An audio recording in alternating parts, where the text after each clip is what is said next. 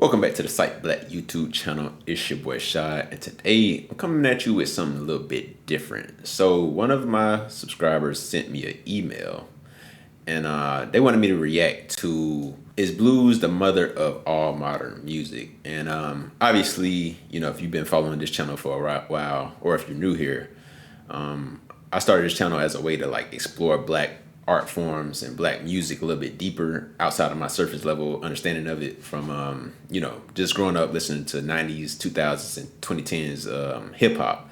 Kind of wanted to explore more, so this is kind of aligned with that as far as just understanding music a little bit more. And we react to more than just music. I do albums, I do films, and obviously this is a YouTube video, so from a content creator. So, if you want to send me videos like this, history lessons and stuff like that, or just random, thought pieces from content creators and stuff like that, you can go down below in my description box and, you'll see an email there and you can send me things like that that you would like me to react to. So this is another one that I'm going to react to, and hopefully this, helps broaden my understanding of, black music and music in general. So yeah, without further ado, we're going to go ahead and get right into it. Okay, I have a question for you. Listen to these clips from 3 different songs and try to guess what they all have in common.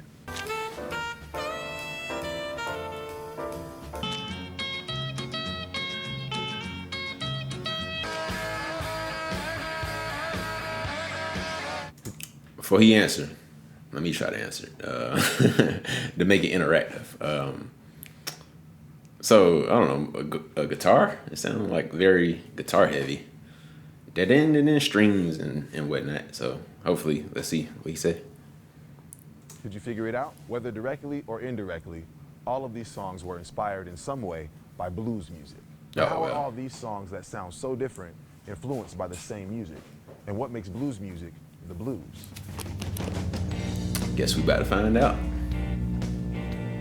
Because if you don't like the blues, you don't like your mama.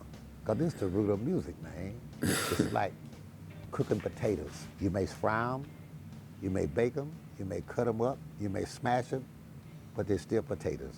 Gritty guitar solos, wailing harmonicas, and soulful lyrics about life's hardships are all part of what makes people love the blues. But how did this music start, and why is it so important to American music? The answer to this question can be found deep in the Mississippi Delta of the American South, where the blues was born sometime in the late 1800s. Even after slavery officially ended, poverty and unjust laws kept people from full freedom. Many former slaves stayed in the South and continued to work in difficult conditions. People sang spirituals at church and worked songs in the field to help deal with the daily struggles. Over time, this music developed into what people now call the blues. Most blues musicians were farm workers by day and would play at blues bars called juke joints by night. The earliest form of the blues was often referred to as country blues or Delta blues. So that's what a juke joint is. So I seen the movie Sinners. I don't know, like if you guys seen that movie, but like they was talking about like a lot about juke joints. So basically, it's just a blues bar. I ain't know like the specifics of it. I just thought it was like a club, 1940s or 30s or whatever version of a club. But yeah, so that's cool. A blues bar.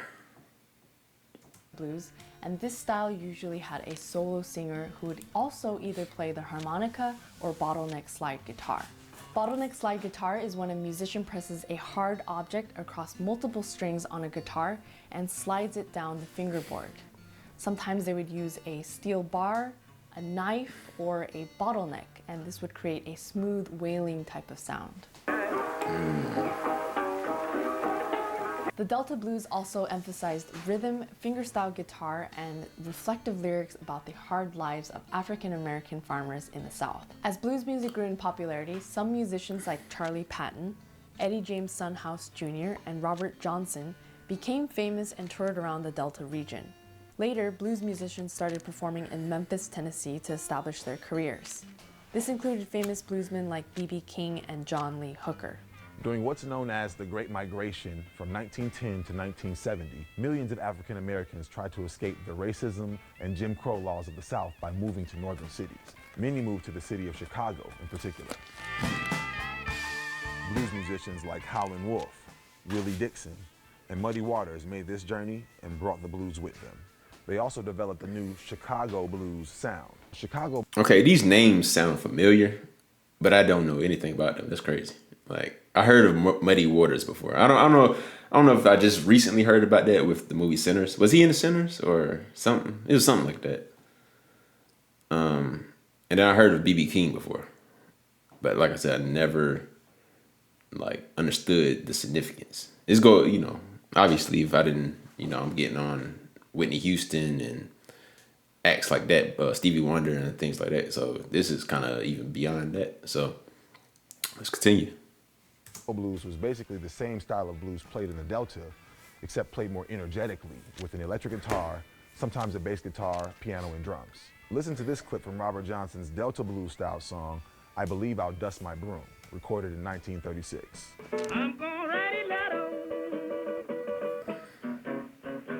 telephone every town I know. Now listen to a 1966 version of the same song in a more Chicago style by Howlin' Wolf. I'm gonna write a letter, telephone every town I know. Now this Chicago style would later have an influence on rock and roll, but we'll talk more about that later. What gives you the blues in RA? When they run out of peanut butter jelly? Oh wow, you know me really well now. How much experience do you have playing the blues?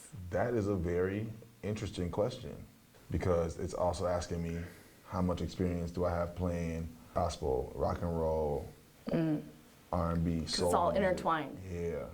I actually did an episode on my channel on the blues a year ago. And since then, I've learned a lot about blues. Okay. About the blues as a genre and also the form. How would you say blues music and your realm of classical music are related? The way that melody is formed over chords, how it's elaborating upon different chords, different chord progression, I think that's where the similarity is. Right. So what is it that makes blues music sound bluesy? Well, let's take a look at the scale that's most commonly found in blues songs, which is a 6-note scale based off of a 5-note scale. That 5-note scale either being the major pentatonic scale or the minor one.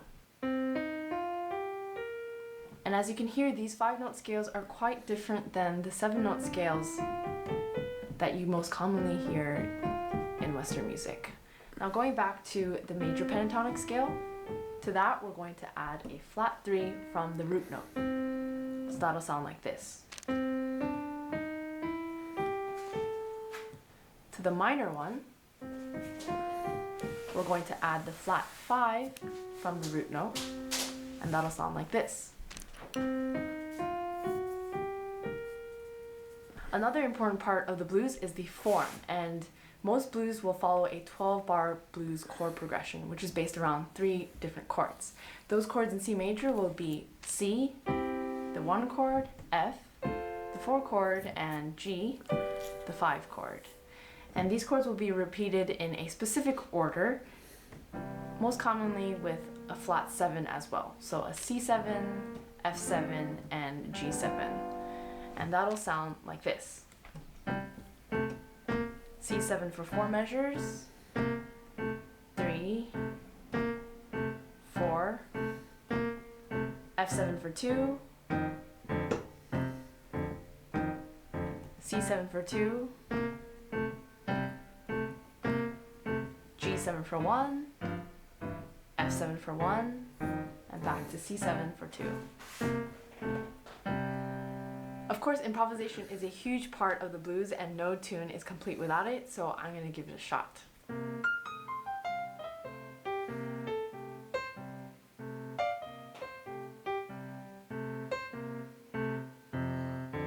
It's pretty good.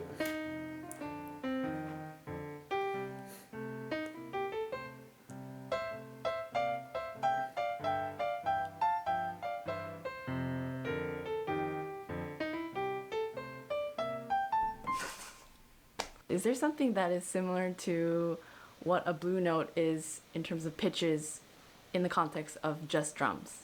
Absolutely. With pitch is like if you're playing in between a C and a C sharp, that there's a note in between the C and the C sharp. A blue note in rhythm would be like if it's directly on the beat or there's notes in between the quantized beats that you could still ride with. Another important element of blues is its AAB lyrical structure.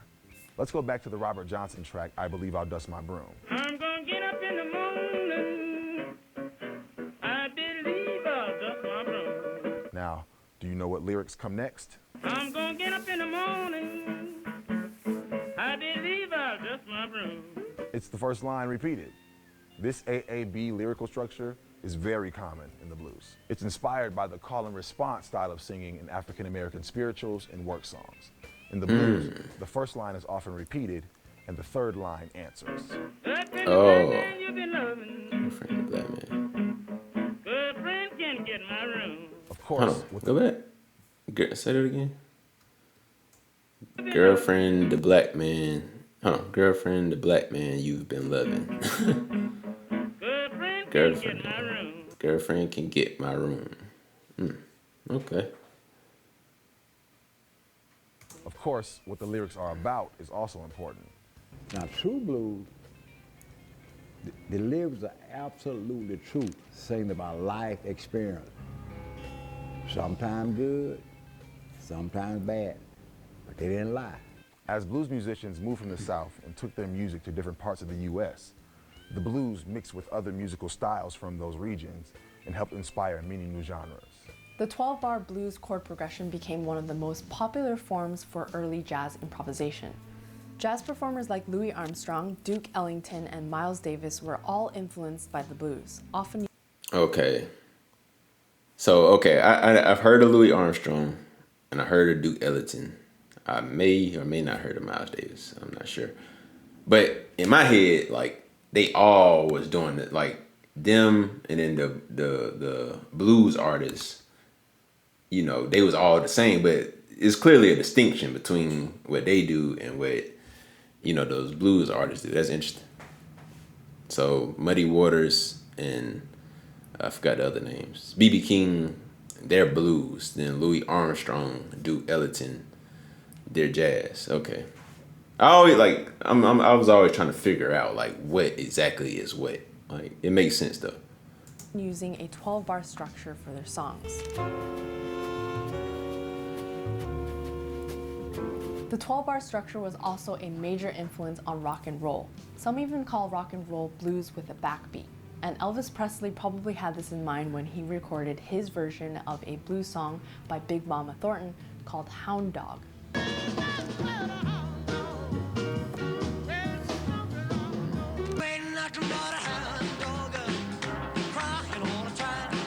Blues also inspired other rock and pop artists, such as Chuck Berry, rock and pop.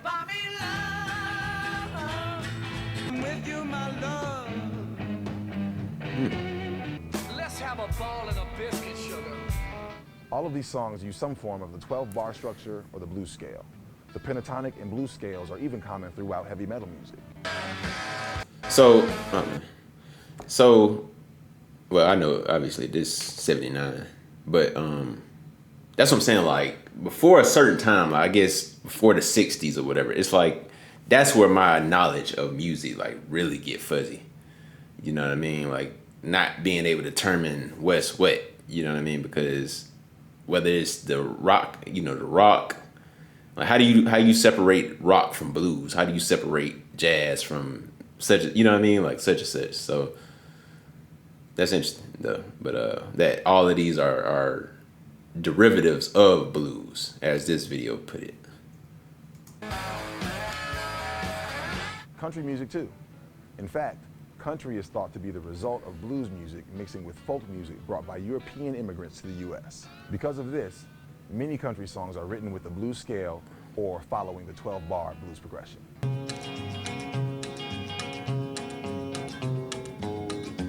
Blues, here we go. Blues. I was thinking we don't have to do classic blues. We'll just have our own twist to it. That's what it is. We just gotta let creation happen. I mean, we always do. So our song contains the 12-bar blues chord progression as well as the blues scale, and some other elements of the blues were included but with our own twist. For example, the wailing type of sound of the bottleneck slide guitar got translated into this type of synth sound, which I think has this squiggle and has that wailing quality.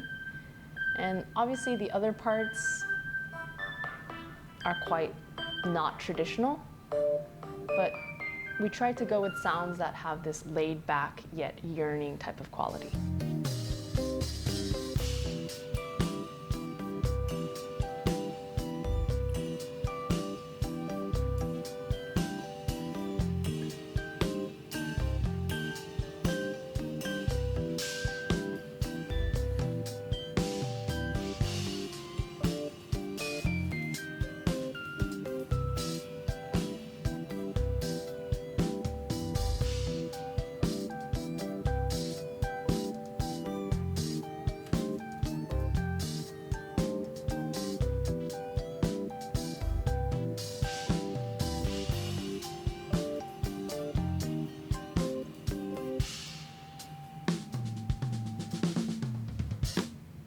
Let us know what you think of our blues-inspired song, and make sure you don't forget to subscribe. 3 is So that was how that was the video Is Blues the Mother of All Music. And that's interesting. I never thought of it like that. Like I said, like before a certain time, I thought music. I don't know. I never really considered the name of it. You know what I mean? It's just like that's 50s music or that's 60s music. You know what I mean? That's kind of like my frame of reference. But like the fact that certain genres popped up from blues or was inspired by blues. It makes sense, especially the way they put it. Even down to like country. I want to explore a lot of these, individually as well. Like if R&B, like what's R&B, because that's kind of like the basis of like when I was getting into the Stevie Wonder. Like if you go through the rest of my catalog, the videos that I have on this channel. Whether it's Stevie Wonder, whether it was Aretha Franklin, whether it was this, I was kind of like considering them all like a certain type of music, but it's like what exactly is the genre that they're in? You know what I mean? Like how do you classify it? And this video does a good job like kind of putting that in perspective. So I definitely want to dive more deep into just music history and just history in general. If you guys got any suggestions, email like these type of videos. Like if it's a music suggestion, you can just leave a comment down below. But if it's a video like this, you can send them directly to my email, and then I'll check the email and react to them like that. If you want me, if you guys have anything specific that you want, like a specific type of content that you want me to react to. But that's it for this video, guys. Thanks as always for watching and supporting. Make sure you hit that like button to get us in our YouTube algorithm, and make sure you subscribe to the channel so you'll stay locked into what we got going on over here. But as always, peace.